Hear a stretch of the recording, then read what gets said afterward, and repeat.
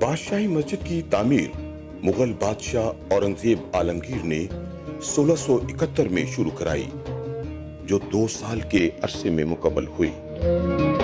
فن تعمیر کے اس نادر نمونہ کی تعمیر اورنگزیب عالمگیر کے دور شریک بھائی مظفر حسین فدائی خان کوکا کی نگرانی میں پائے تکمیل کو پہنچی۔ مغل جو ہیں وہ پاکستان کی ہسٹری کا ایک شاندار چیپٹر ہے، اور ان کی جو عمارتیں ہیں وہ ایک بڑا اچھا ذریعہ ہے ان کی ساری سوشل لائف کو جاننے کے لیے۔ بادشاہی مسجد ہمیں وہ سارے کی ساری چیزیں ہمیں بتاتی ہے، دکھاتی ہے، اس کے اندر موجود ہیں، جو کہ ایک مسجد کا نارمل حصہ ہوتی ہیں۔ آج بھی جب ہم مسجد بنائیں گے تو بادشاہی مسجد کے تحت ہی کوئی نہ کچھ ملتے ہوں گے۔ تو اگر ہم مسجد کی ڈیولپمنٹ کو جاننا ہے کہ پاکستان میں مسجد کی تعمیر جو ہوئی وہ کتنے فیزز سے گزری ہے، تو اس میں جب آپ ٹاپ پہ آئیں گے تو پھر ٹاپ کیٹیگری میں آپ کو بادشاہی مسجد ملے گی، اور اسی لیے اس کا یہ سٹیٹس بھی رائل سٹیٹس ہے، اور اس کو نام بھی اس لیے دیا گیا کیونکہ یہ ایک شاہی فرمان کے بعد یہ بنائی گئی تھی، اور وہ فرمان اس کی سکرین پہ لکھا ہوا جب آپ انٹر ہوتے ہیں 22 سیڑھیاں چڑھ کے جب اوپر جاتے ہیں۔ سیاحتی اعتبار سے اگر ہم دیکھتے ہیں تو پاکستان میں مختلف قسم کے ٹورزم جو ہے وہ ڈیولپ ہو سکتے ہیں، جن میں سے جس کی ہم بات کرتے ہیں وہ آرکیولوجیکل ٹورزم ہے، اور آرکیولوجیکل ٹورزم میں بھی ہم اسپیسیفائی کر رہے ہیں کہ مغل ہیریٹیج کا ٹورزم ہے۔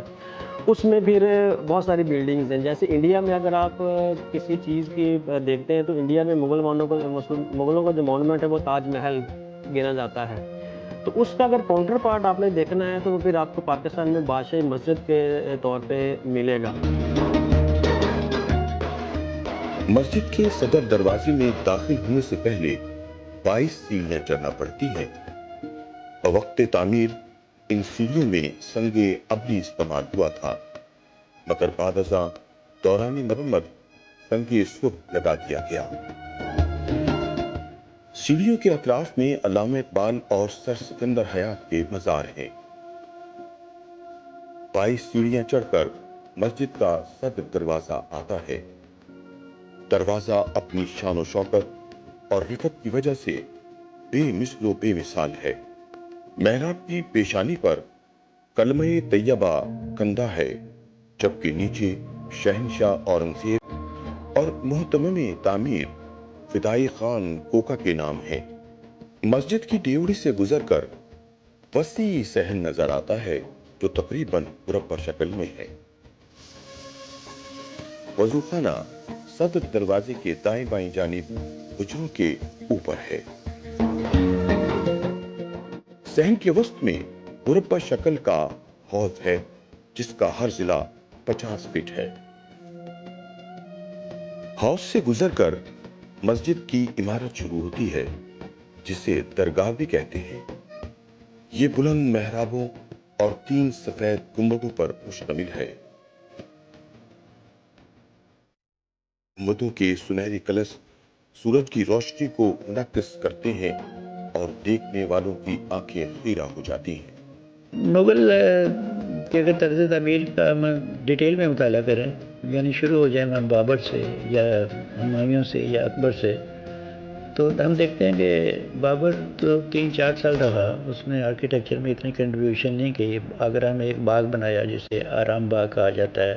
پھر جب اس کا بیٹا ہمایوں تخت نشین ہوا تو شیر شاہ سوری نے اس کے خلاف بغاوت کر دی اور اس کو ملک چھوڑ کے جانا پڑا، ایران چلا گیا وہ۔ تو شاہ تماسپ جو اس وقت ایران کا بادشاہ تھا، اس نے ہمایوں کی بہت مدد کی۔ ہمایوں جب واپس آتا ہے تو ہم دیکھتے ہیں کہ نہ صرف وہ اپنے ساتھ ایک فوج ساتھ لاتا ہے، اور جہاں بھی اس نے کام کیا ہے، اپنے ساتھ وہ کاریگر اور آرٹسٹ اور میسنز اور اس طرح کے دوسرے جو فنون لطیفہ کے ماہر تھے وہ بھی اپنے ساتھ لے کے آتا ہے۔ خاص طور پر کیلیگرافی میں اور منیچر پینٹنگ میں عبدالصمد اور میر علی کا نام بہت مشہور ہے جو اس کے ساتھ آئے۔ تو یہ لوگ جب یہاں آئے، جن کا اصل وابستگی جو تھی وہ شاہ تماسپ کے دربار سے یا ایرانی دربار سے، تو وہی جو وہاں کی ٹریڈیشنز تھی وہ بھی ساتھ لائے۔ تو ہم یہ کہہ سکتے ہیں کہ جو اس وقت آرکیٹیکچر کا آغاز ہوا ہمایوں کے فوراً بعد، اس میں ایرانی انفلوئنس بہت زیادہ ہے۔ مسجد کی چھت پر دلاویز نمونہ کاری کی گئی ہے۔ دیواروں پر رنگوں اور پتھروں سے نقاشی کی گئی ہے۔ सबसे बड़े दरमियानी गुंबद के नीचे संगे मरमर का बना हुआ मिंबर है, जहां से खतीब आला जुमा और ईदैन के खुतबे पढ़ते हैं। पूरी दुनिया से सयाह और गैर मुल्की रहनुमा भी शाही मस्जिद का नजारा करने आते रहते हैं। The architecture is just superb. I mean, I think it's as beautiful as the Taj Mahal. I've come to Pakistan because it's not a country that's traveled well by Americans. Our perceptions of Pakistan are so different than the reality. So you have so many layers of civilization here, and that's impressive. And I hope that in the future, more Americans will travel here. The mosque was beautiful, absolutely stunning, huge, historical, a highlight for Lahore. We have loved Pakistan. I hope more and more people come to see for themselves what a beautiful country it is and how welcoming it is and how much there is to see and do. It really offers everything from north to south.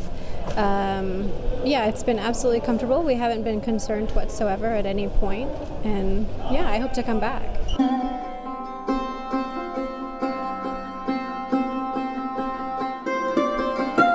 मस्जिद के इस हिस्सा में मरमरी सिले इस्तेमाल की गई हैं। दीवारों पर मोटी सतरकारी है, अजारा संगे अबरी का है। ऐवान के मुंडेर पर किंगरे और कोनों पर संगे मरमर की शरफादार बुर्जियां हैं, जो मुगलों के तर्ज तामीर की निशानदेही करती हैं।